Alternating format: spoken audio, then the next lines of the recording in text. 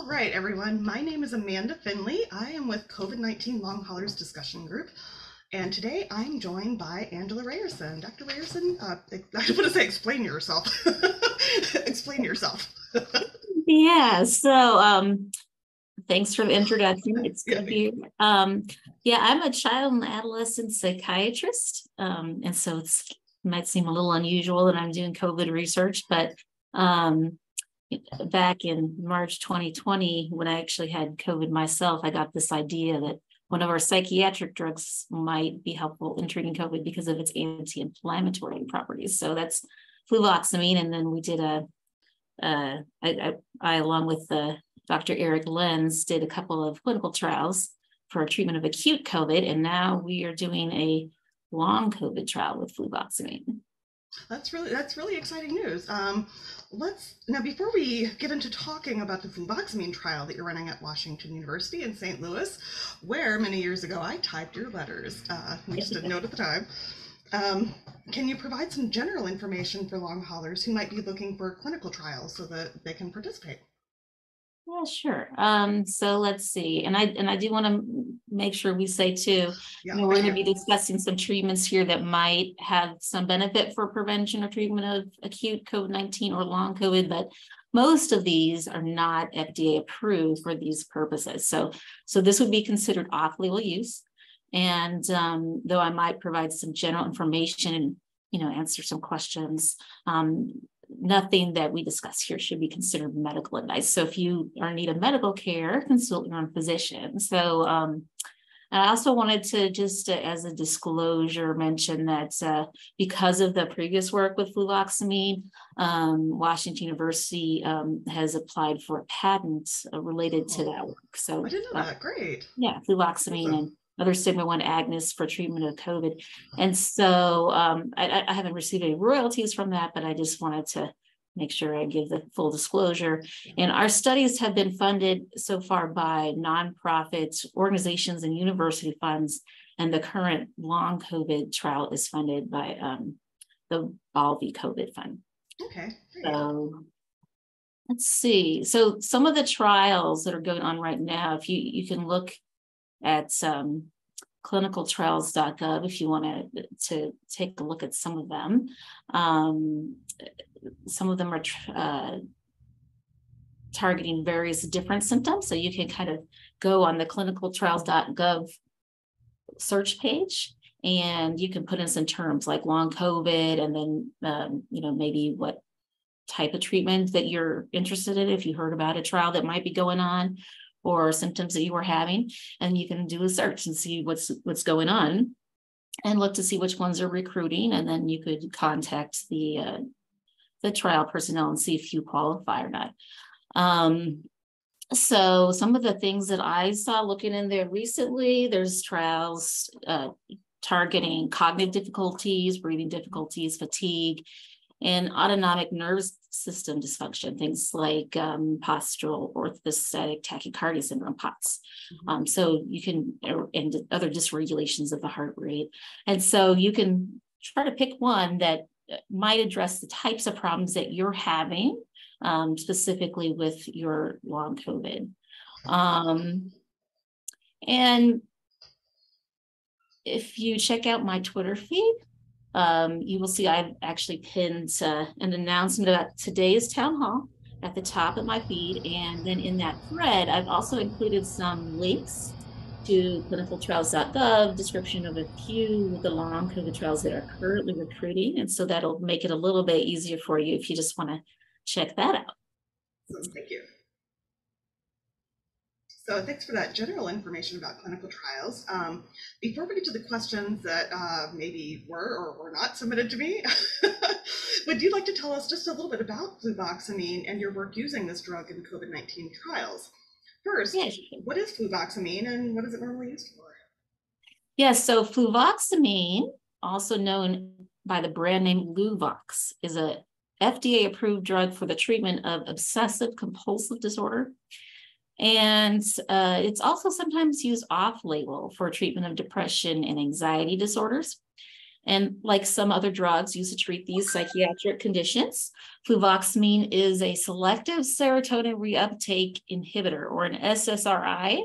And this means it blocks a transporter that brings serotonin from the synapse, space between two communicating brain cells or neurons, back up into the neuron that released the serotonin. And so transporting the serotonin back into the neuron stops the signaling between the neurons. And so when you block that transporter with the SSRI, then that increases the serotonin signaling. And it's thought that this is part of the reason why it helps for things like depression and OCD and anxiety. But fluvoxamine has some other properties that may be more important as far as treating acute and long COVID symptoms. I mentioned before, there's some anti-inflammatory action. So it reduces inflammation triggered by infections through its action on a protein called the sigma-1 receptor, which is inside our cells. And it was this action that gave me the idea to think it might be helpful in treating COVID-19. One of the things that happens in acute COVID is after you fight off the virus, sometimes in the second or third week, then you can have this sudden increase in inflammation. And that a lot of times is what ends up sending people to the hospital. It causes all the respiratory problems. And so my idea was that the fluvoxamine might be able to prevent that. That's why we're using it for COVID. And I think for long COVID too, since many people may have an inflammatory component to that, it may be helpful for that reason. And it has some neuroprotective types of effects that might help with healing the brain as far as the neurocognitive symptoms. So that's why we are targeting in this trial individuals with long COVID who have problems with thinking, concentration, memory, that type of thing. That ties in nicely with our last town hall. So if you didn't Brain watch fog. it's on the YouTube channel with Jim Jackson at Vanderbilt. Go watch it. It's great. Let's see. So can you tell us a little bit about the Stop COVID trials?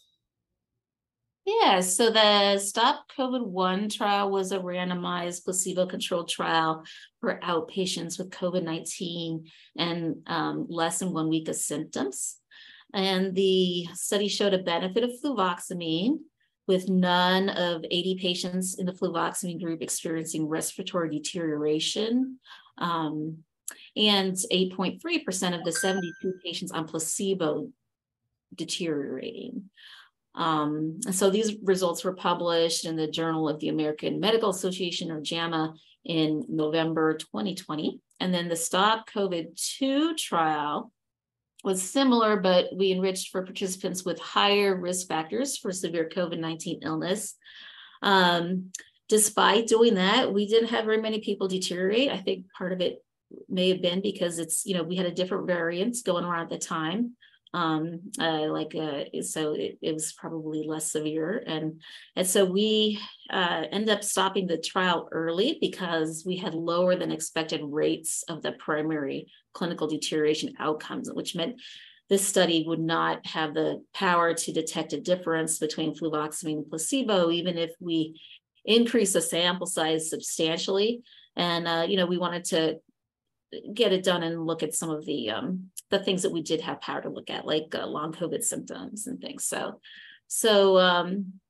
the results of that trial, the main results, were published recently in Open Forum Infectious Diseases. Now, there have been some other trials of fluvoxamine for acute COVID-19. In general, those that use a low dose, like 50 milligrams twice daily, did not show benefit of fluvoxamine compared to placebo, but the trials that use higher doses, such as a total daily dose at 200 to 300 milligrams, were more likely to be positive. And so there's pretty good evidence now, especially from the Together trial down in Brazil, that fluvoxamine is helpful in preventing clinical deterioration in COVID-19, acute COVID-19, and even more beneficial if it's along with budesonide from one of their more recent studies. So it seems that, let's see, well, it seems that it is helpful in acute COVID, at least in certain situations where there's kind of a higher risk and particular variants. We're not sure what affects that exactly. Now we also are looking at some follow-up data. When we did the first Stop COVID trial, nobody knew there was a such thing as long COVID. But partway through the trial, I myself and many other people were noticing that their COVID symptoms weren't going away. Even months after they were sick, they months after they were initially sick. And so we decided that we would add some questions about long COVID symptoms, and we would ask them a few months after the trial. And we did this for Stop COVID-1, and then we also did it for Stop COVID-2. And we're still looking at that data in detail, but one of the things that we saw in the preliminary analysis was that it seemed those trial participants who took fluvoxamine were about half as likely to report that they were something less than 60% recovered back to their usual health at follow-up as compared to the placebo.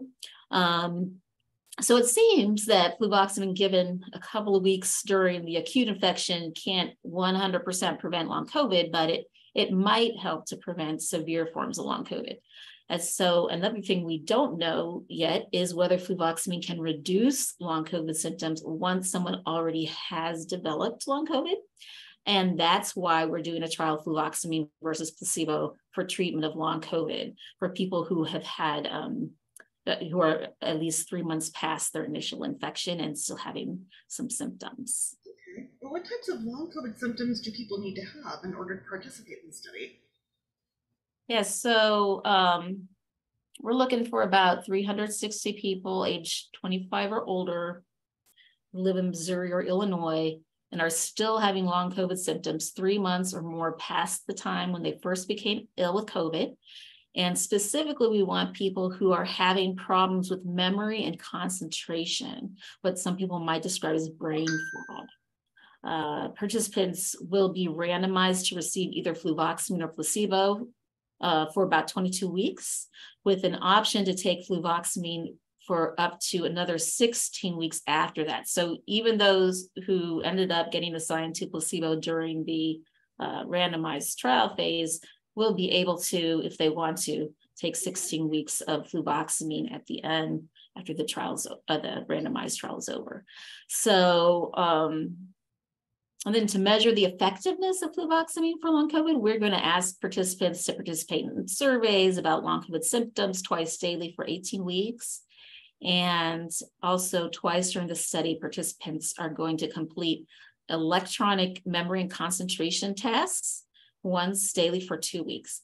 And there will also be some blood collection involved. And it's one nice thing about this trial is it's not necessary to come all the way out to Washington University in St. Louis.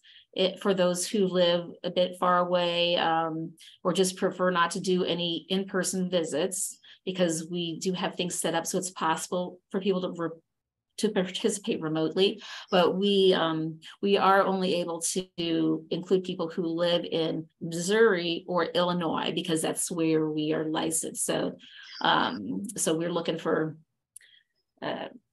people who live in Missouri or Illinois, and you knew someone who lived there. Yeah. How is the fluvoxamine long COVID trial going now? So as of today, we have 56 people enrolled in the study. 35 have been randomized to take either fluvoxamine or placebo. So we still have room to enroll about 300 more people. And the faster we can do this, the sooner we'll be able to find out whether fluvoxamine is effective for improving long COVID symptoms if started 3 or more months after the acute infection. Now, I've heard one reason the lower dose was tested in some acute COVID trials was because of the side effects that people might have at higher doses. What are some of the common side effects of fluvoxamine? Yeah, so the most common side effects are annoying, but not really dangerous. Some of them include mild nausea. That's the most common thing that we saw. Some people couldn't tolerate the higher doses because of that. Dizziness and changes in sleep. So we have seen both insomnia and excessive sleepiness. People react differently depending on just their individual factors. And usually these side effects go away after a few days as a person gets used to the medication, but some people are not able to tolerate the higher doses, possibly due to differences in the rate at which they break down the drug so the body can get rid of it. So if you break down the drug unusually slowly, then you'll have higher drug levels in the body and you may have more side effects and may not be able to tolerate the higher doses. And this brings to mind one of the strengths of our fluvoxamine long COVID trial, since some people may require the maximum dose for the most benefit, but others will only be able to tolerate a smaller dose. We built in some flexibility in the dosing. When we did our acute COVID trials, we didn't do that because we didn't know what dose was required, and we knew we had to get it up to the effective dose quickly in order to prevent that inflammatory phase and the clinical deterioration. But for long COVID, these are individuals who have had symptoms for a while. There's not as much of a rush to get the medication up to a dose that will be helpful. So we can be a little bit slower in going up. So what we're doing is actually letting people try taking 3 different doses of fluvoxamine before the randomized trial begins. And then they can tell us how they tolerated the drug, and they can actually choose their initial starting dose. And so we call this adaptive dosing. I think study participants seem to really appreciate the opportunity to try the medication before starting the randomized trial, make sure that they can tolerate it, and that the dosing is individually tailored for them. So that's one really nice thing about this study, I think. Yeah, that's great. Now, some long haulers are taking other medications and supplements, so they may wonder whether they can still participate in the trial. What are some drug interactions to be aware of? Okay, so fluvoxamine inhibits some enzymes in the liver that break down certain other drugs. So levels of those drugs may increase when a person's taking fluvoxamine. And in some cases, that's not too big of a deal, but if those drugs have a high potential for serious side effects, then that might be a reason why they can't take fluvoxamine. So yeah, I can give you a little list of some of the more important drugs that fluvoxamine interacts with, and some of these are more or less important. So melatonin is one that's not a serious drug interaction that's likely to cause big problems. Melatonin is pretty safe, even at high doses, but fluvoxamine will increase the amount of melatonin in the body, whether that's the melatonin that you make yourself or it's through taking a supplement. But that might not be a bad thing. And one reason is it's been suggested that melatonin may actually be helpful in treating COVID itself because it has some anti-inflammatory effects. And so if fluvoxamine increases melatonin, that may actually be one way that it works. One that's more important to pay attention to, I think, is caffeine. So fluvoxamine does inhibit the metabolism of caffeine. And so if possible, caffeine should be avoided while taking fluvoxamine. Fluvoxamine can make caffeine stay in the body about 5 times longer than expected, which could lead to jitteriness and insomnia. And so what we tell people is that if you're going to have caffeine, try to minimize it just a little tiny bit in the morning, and if possible, stop it altogether. And then there's a number of prescription drugs with risk for serious drug interactions. So these are things that we wouldn't let you participate in the study if you were taking them, like theophylline and clozapine, olanzapine, lizanidine. So people who take one of these should either avoid taking fluvoxamine or at least talk to their doctor about how to avoid potentially dangerous drug interactions. In some cases, it might be possible, but for the clinical trial, there's certain drugs where we just won't let people participate.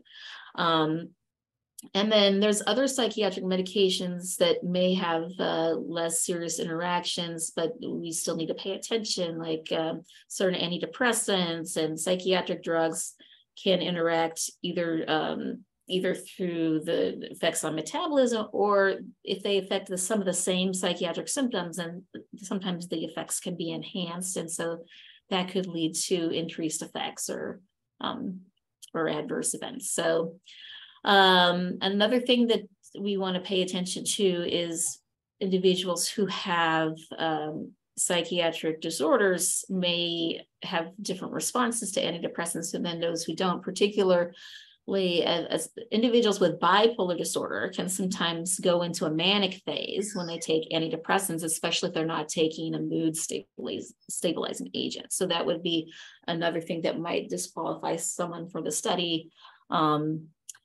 Individuals who have bipolar disorder can sometimes take antidepressants if they're taking also mood stabilizers and things, but we didn't want to have to worry about that with this study. So we, if we are sure somebody has bipolar disorder in the history of mania, then we're not going to let them participate in this particular study. Yeah.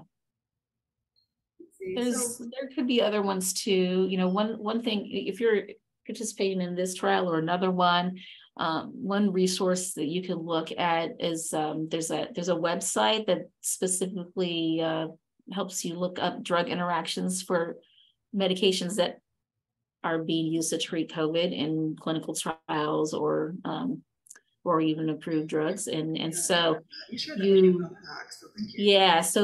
put in the at the top of my Twitter feed where I have pinned the announcement for this for this town hall. Within that thread there, I also put a link to this drug interactions website where you can put in which COVID related drugs are taking and which other drugs are taking, and you can check to see if there's interactions there. And so that's another good resource, whether you're thinking about this trial or a different trial, to see what those drug interactions might be. That's great. Now, is there anyone who should not take fluvoxamine? Yeah, so there are certain medications, like I said, that are contraindicated with fluvoxamine. Some of the ones with more severe side effects that are possible if the drug level gets too high. And then, as I said before, individuals with bipolar disorder can develop manic symptoms when taking an antidepressant. So we have to be very careful about that. Though in some cases it can be appropriate, we're not allowing people with a history of mania to take the fluvoxamine in this trial. We're not allowing them in the trial. I'm going to check to see if we didn't have any questions coming in on the live feed. What else should we know about what you've done? I wanted to ask you really quickly about the first time we met, and we were in a room together, and you were telling us about all this. Medical transcription. I typed up every blessed word, but I was like, oh my gosh, she's doing this. There was something about the IL-6 pathway that I wanted to ask you about. Oh yeah. Yeah, can you explain that a little bit? Because we talked about interleukins with Danny Altman a few weeks ago. Yeah, and it's just really stuck with me. Yeah, IL-6 is a cytokine. One of the things that can happen with COVID in those people that clinically deteriorate, a lot of times they have elevated cytokines. These are inflammatory chemicals that affect the inflammatory response. And then so if they're high, sometimes that can result in excessive inflammation. Now fluvoxamine and many other antidepressants actually can affect the level of cytokines, and oftentimes they can reduce the IL-6 level. That's one of the ones they can tend to affect.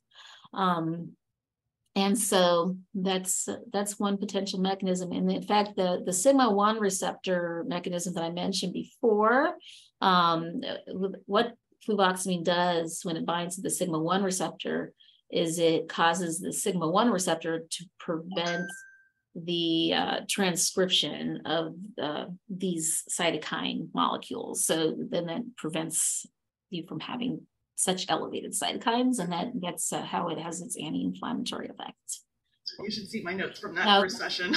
Yeah, and this can be important for other things besides COVID too. I think you've probably heard before that it's thoughts in recent years that that it might be that many people with depression and other psychiatric illnesses are having symptoms as a result of some kind of inflammatory process. So if you do studies looking at people with depression versus those that don't, then you can oftentimes see elevated levels of inflammatory markers like cytokines like IL-6. And so it may be that some of our antidepressants aren't working just through that serotonin mechanism that we think is the main thing.